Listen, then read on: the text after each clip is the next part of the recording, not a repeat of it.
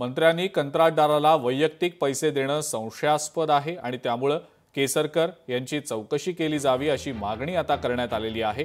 पारदर्शक चौकशी होणं आवश्यक असल्याची मागणी करत आरटीआय कार्यकर्ते विजय कुंभार यांनी यामध्ये पारदर्शक चौकशी गरजेची असल्याचं मत व्यक्त केलं आहे।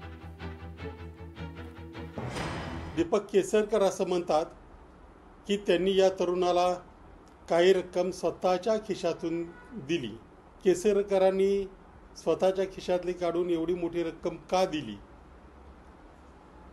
त्याचे येणं कमी असेल किंवा जास्त असेल तर त्या संदर्भात काय झालं होतं, या सगळ्या गोष्टींचा सखोल तपास झाला पाहिजे। याचं कारण असं आहे की हल्ली मंत्री आणि अधिकारी सुद्धा थेट टक्केवारी मागण्याच्या ऐवजी त्या निविदेमध्ये किंवा त्या व्यवहारामध्ये स्वतःची पार्टनरशिपच ठेवतात।